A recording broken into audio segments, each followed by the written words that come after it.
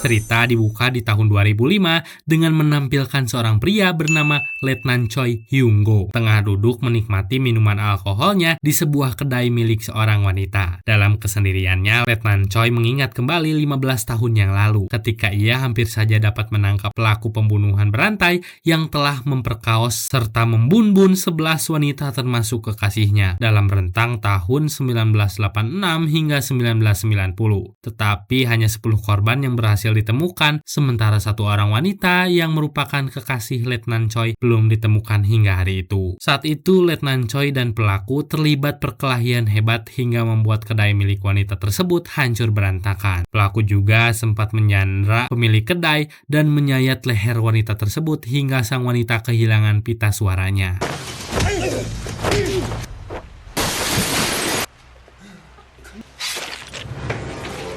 Sementara Letnan Choi pergi mengejar pelaku meski hujan lebat telah melanda kota di malam itu. Di tengah hujan deras, Letnan Choi berusaha untuk mengejar pelaku yang sedang bersembunyi di bawah kolong sebuah mobil yang terparkir. Merasa tak aman, pelaku melarikan diri ke rumah-rumah warga yang di gang sempit yang gelap dan beberapa kali berhasil melempar barang kepada Letnan Choi. Pelaku kemudian lari menuju gedung-gedung kosong yang tak berpenghuni hingga sampai ke rooftop gedung kosong tersebut. Saat itu, Letnan Choi sudah menodong pistol dan pelaku juga sudah mengangkat kedua tangannya dan hampir akan diborgol, namun ternyata itu hanyalah tipuan. Pelaku kemudian melompat ke bawah dan bergelantungan di papan nama reklame sebuah gedung yang tak lama setelah itu jatuh berbarengan dengan pelaku tersebut.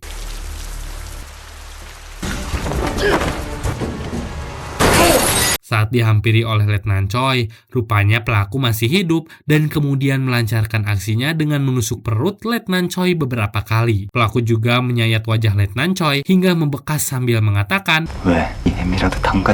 dan pergi ke lorong gelap. Dengan kesadaran yang semakin menipis akibat pendarahan, Letnan Choi kemudian melayangkan 3 kali tembakan kepada pelaku yang mengenai punggung kiri, atas, hingga meninggalkan bekas. Cerita pun kemudian kembali ke tahun 2005, 15 tahun setelah pelaku berhasil kabur dan gak pernah tertangkap. Sebuah acara televisi menampilkan program yang berisi tentang pemburuan pelaku pembunuhan berantai yang masih menjadi misteri hingga berakhirnya masa berlaku pidana maksimal menurut Undang-Undang Korea Selatan di tahun tersebut. Dalam acara tersebut, Letnan Choi diwawancarai dan berkata, film kemudian memperlihatkan seorang pria misterius mengenakan jam tangan sedang menonton acara televisi tersebut. Letnan Choi yang sudah selesai dengan minumnya kemudian pergi meninggalkan kedai dan termenung di tengah hujan. Saat ada seorang pria mencurigakan lewat di belakangnya, Letnan Choi langsung mengejar pria tersebut sambil berhati-hati. Tiba-tiba telepon berbunyi. Letnan Choi mendapatkan panggilan dari Hyun Sik, salah satu anggota korban pembunuhan yang sudah dianggap saudara oleh Letnan Choi. Hyun Sik mengatakan hal-hal aneh yang membuat Letnan Choi bergegas menuju rumahnya. Setibanya di rumah Hyun Sik, ternyata Hyun Sik malah berdiam diri di atap rumahnya sambil menatap hujan. Hyun Sik kemudian meminta maaf pada Letnan Choi dan menjatuhkan diri ke bawah jalanan yang saat itu tengah dilewati oleh bus. Penumpang dan supir bus terkejut dan Hyun Sik pun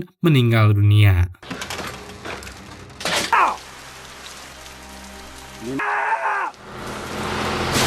Letnan Choi kemudian menjadi salah satu pengurus dalam pemakaman Hyun Sik bersama keluarga Hyun Sik yang lainnya. 2 tahun setelahnya, di akhir musim gugur 2007, Letnan Choi yang tengah tertidur di tempat kerja ibunya dibangunkan oleh telepon yang masuk. Telepon tersebut didapat dari rekan kantornya yang bernama Gwang-soo. Gwang-soo melaporkan bahwa publik dan media saat ini tengah digembarkan oleh pengakuan dari seorang Lee yang mengaku sebagai seorang pembunuh berantai 15 tahun silam. Lee dengan beraninya membuat sebuah buku yang berisi detail tentang semua pembunuhan yang ia lakukan. Letnan Choi kemudian langsung menyalakan televisi dan menonton konferensi pers yang diadakan oleh Lee bersama ibunya. Dalam konferensi pers tersebut, Lee membuktikan diri bahwa ia membunuhnya dengan memperlihatkan bekas tembakan di punggung kirinya. Lee juga sangat percaya diri untuk tampil di publik, memamerkan buku pribadinya serta menjawab semua pertanyaan jurnalis jurnalis. Lee juga menyinggung Letnan Choi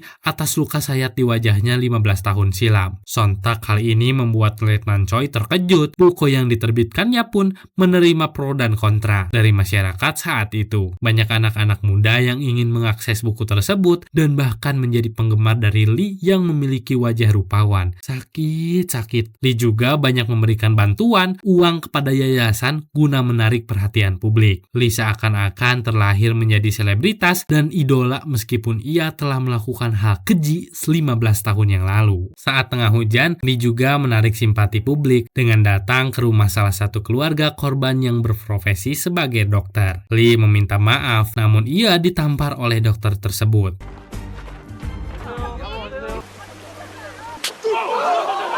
Di sisi lain, Letnan Choi tengah berdebat dengan Gwang-soo di kantor polisi tentang Lee yang merupakan pembunbun asli atau enggak. Atasan mereka juga memberitahu bahwa Lee adalah pembunbun sebenarnya jika dilihat dari detail-detail yang ditulis dalam bukunya. Dalam perdebatan tersebut, Letnan Choi dengan santainya menyantap makan siang yang ia pesan. Tiba-tiba Lee datang menghampiri Letnan Choi dengan dikerumuni para jurnalis untuk menyaksikan pertemuan pertama setelah pengakuan tersebut. Saat bertemu, Lee yang mengajak bersalaman ditolak dan bahkan diludahi oleh Letnan Choi. Lee juga sempat membisikkan sesuatu kepada Letnan Choi, tetapi penonton gak tahu mereka membicarakan apa. Saat akan pergi, Letnan Choi juga melemparkan makanan yang ia pesan ke wajah Lee. Keriuhan pun terjadi di kantor polisi.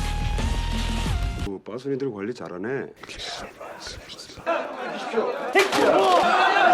Nah, di lain cerita, film menampilkan seorang pria yang baru saja keluar dari tahanan bernama Kang Do-hyuk. Kang kemudian diberikan tahu putih sebagai simbol keluar penjara dari seorang wanita yang memiliki mobil pribadinya. Kang kemudian dibawa oleh wanita dan supirnya tersebut ke sebuah rumah yang tergeletak di tengah hutan. Saat tengah buang air kecil di rerumputan, Kang dihampiri oleh seorang gadis membawa anjing berserta pisau dan busur panah. Rupanya gadis tersebut akan membunuh ular yang akan menyerang Kang di rerumputan tersebut. Kang kemudian berkumpul dengan 4 orang lainnya yang merupakan keluarga korban dari pembunbun berantai di masa lalu. Mereka membuat perkumpulan bersama di rumah tersebut. Di sisi lain, salah satu televisi tengah mempersiapkan live show yang akan mempertemukan Lee dan Letnan Choi dalam satu acara bersama. Kepala stasiun televisi menyuruh para produser untuk dapat mengundang Lee dan Letnan Choi. Perkumpulan para keluarga korban bertujuan untuk merencanakan penculikan dan pembalasan dendam terhadap Lee. Mereka sempat berdebat soal rencana yang akan dilakukan. Salah satu wanita berkata bahwa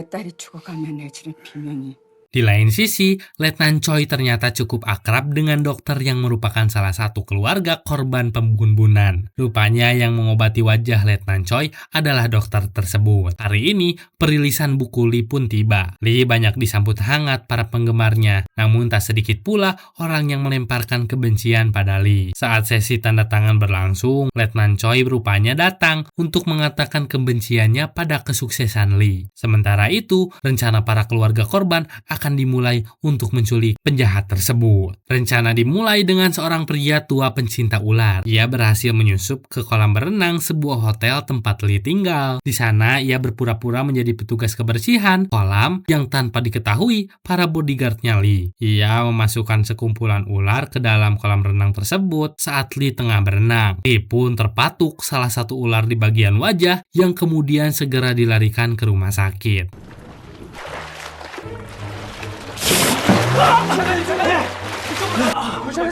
Rencana kedua pun dimulai dengan menampilkan Kang dan seorang gadis yang merupakan anak kandung pria tua pecinta ular tersebut. Mereka berdua berpura-pura menjadi para medis ambulan yang akan membawa Lee ke rumah sakit. Saat akan berangkat, ambulan aslinya tiba-tiba muncul dan menghadang mereka. Kang dengan siap menyuruh mereka berangkat duluan, sementara Kang bergelut dengan para bodyguard Lee di depan hotel. Keributan pun dimulai dari sini. Letnan Choi mendapat kabar bahwa Lee diculik, kemudian langsung bergegas ikut mengejar para keluarga keluarga korban tersebut. Mereka terlibat perkelahian hebat di jalan raya selama mobil-mobil terus berjalan dengan kecepatan tinggi. Akhirnya, Lee pun sadar dan sempat akan dibunuh oleh Kang di atas mobil yang tengah melaju. Pengejaran juga tak hanya dilakukan Letnan Choi, namun juga bersama para bodyguard Lee yang tersisa. Akhirnya, mobil Letnan Choi dan para bodyguardnya Lee saling bertabrakan dan mereka semua dilarikan ke rumah sakit.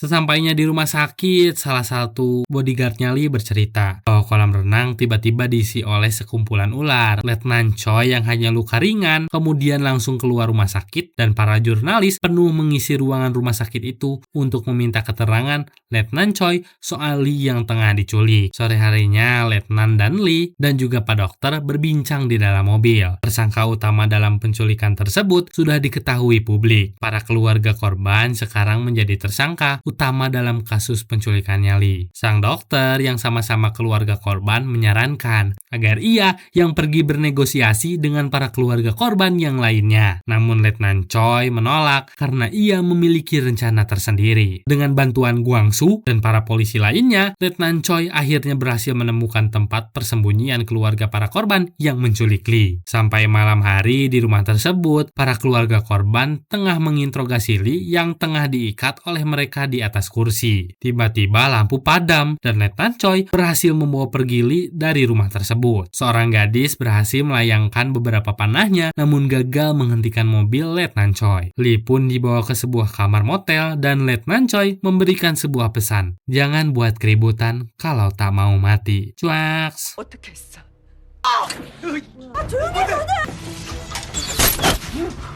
Keesokan harinya, Lee tiba-tiba diwawancara oleh seorang jurnalis di kamar rumah sakit. Lee berkata secara langsung di acara televisi tersebut bahwa para detektif yang tengah melihat acara tersebut di kantor menyuruh Letnan Choi agar tampil di live show bersama Lee agar dapat melindungi keluarga korban. Tetapi Letnan Choi masih bimbang dan tak menghiraukan. Tiba-tiba datanglah seorang wanita yang merupakan ibu dari salah satu korban pembunuhan berantai. Wanita tersebut rupanya adalah ibu kandung dari kekasih Letnan Choi. Ia datang ke kantor polisi hanya untuk menampar Letnan Choi dan kemudian pergi. Di malam harinya, gadis yang merupakan anak pria pecinta ular itu pamit akan pergi mengendarai mobil seorang diri untuk memancing. Nah, di malam yang sama, program live show akhirnya dimulai. Dalam acara tersebut, Lee tak hanya berkumpul bersama Letnan Choi, namun juga ditemani pengacara HAM dan seorang profesor yang mengamati kasus ini. Live show ini juga dihadiri beberapa penonton di studio dan menampilkan beberapa komentar dari masyarakat yang tersambung ke dalam panggilan telepon. Acara ini ditampilkan secara langsung dan banyak disaksikan masyarakat, termasuk para keluarga korban. Saat berbincang dengan salah satu penonton, publik dibuat gempar dengan pertanyaan salah satu pria berinisial J yang mengaku sebagai pembunuh berantai 15 tahun silam. J mengatakan,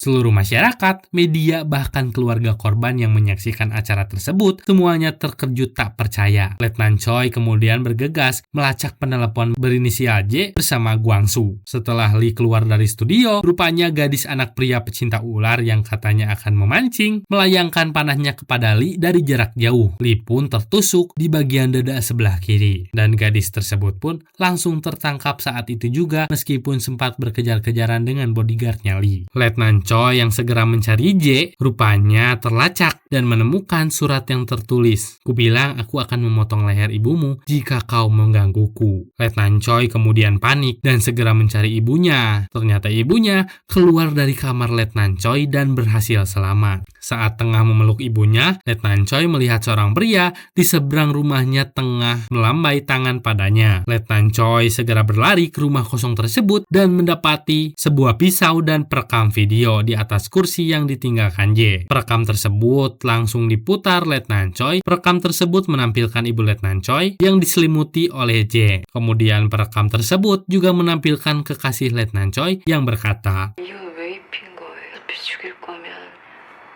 Letnan Choi kemudian terus-menerus memutar perekam video tersebut sambil mendengar suaranya dengan seksama. Berulang kali ia putar, sampai akhirnya ia menemukan sesuatu dan langsung mengadakan konferensi pers. Dalam konferensi pers itu, Letnan Choi berkata, 자신이 진범이라고 주장한 제이라는 사람이 저희 쪽에 보낸 칼입니다. melihat konferensi pers tersebut, para produser diperintahkan kepala stasiun televisi agar mempertemukan Lee, Letnan Choi, dan J dalam satu acara live show untuk berdebat. Di siaran yang lainnya, Lee tengah membuat pernyataan di rumah sakit tentang J yang meniru pembunuhannya. Lee berkata, 경호원들이 찍은 사진을 보시면 dan membuat J yang melihat Lee di televisi tersenyum. Di ruang interogasi, Letnan Choi dihubungi oleh J. Mereka kemudian berbincang sampai J mengatakan, 최반장님, 병수연. Letnan Choi yang mendengar hal itu langsung marah dan melemparkan ponsel miliknya. Di sisi lain, Lee membuat konferensi pers kembali di aula rumah sakit. Lee menyatakan bahwa J adalah peniru dirinya. Lee berkata bahwa ia akan mendonasikan $21 juta hasil penjualan bukunya kepada keluarga korban yang hidupnya menderita karena perbuatannya. Lee juga mengatakan bahwa ia nggak akan memenjarakan gadis yang menyerangnya dan merasa bersalah atas perbuatannya. Konferensi pers ini juga ditonton para keluarga korban dan para detektif termasuk Letnan Choi. Saat konferensi pers tengah berlangsung, para jurnalis mendapatkan kabar bahwa J sedang menyiarkan diri secara langsung tepat di atas gedung rumah sakit. Semua mata kemudian tertuju pada J. J pun kemudian melarikan diri dan memberikan sebuah rekaman video kepada media televisi yang sudah meliputnya. Saat dilihat isi rekaman video tersebut, rupanya adalah lokasi tempat dikuburnya korban wanita ke-11.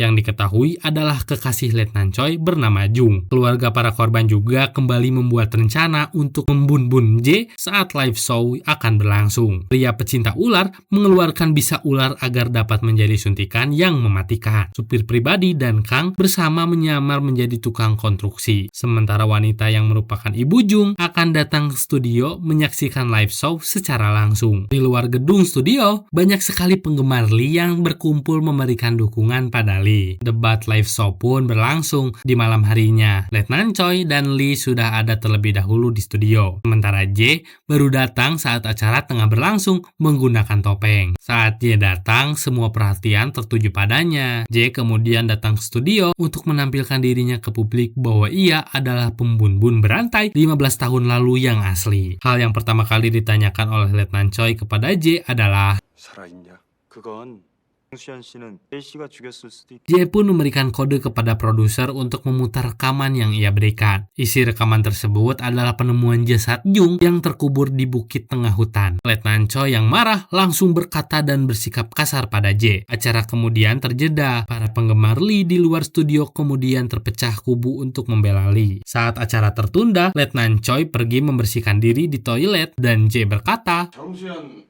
살아있을 거라고 믿은 건? yang membuat Letnan Choi marah dan mengingat kenangan masa lalu. Ingatan tersebut menampilkan seorang remaja laki-laki bernama Do Hyuk menangis saat menemui jasad ibunya yang tewas. Do Hyuk ditenangkan oleh pria pecinta ular yang sama-sama merupakan keluarga korban pembun-bunan. Saat selesai melaksanakan tugas, Letnan Choi mengantar Jung pulang ke rumahnya. Di depan rumahnya, Jung menenangkan Letnan Choi agar pelaku dapat segera ditangkap. Cerita kemudian berlanjut di masa kini. Dalam toilet, J bersikap arogan terhadap Letnan Choi. Live show pun kembali berlanjut. J yang merasa gerah kemudian melemparkan pertanyaan pembawa acara kepada Letnan Choi dan Lee. Lee dengan ekspresi tahan.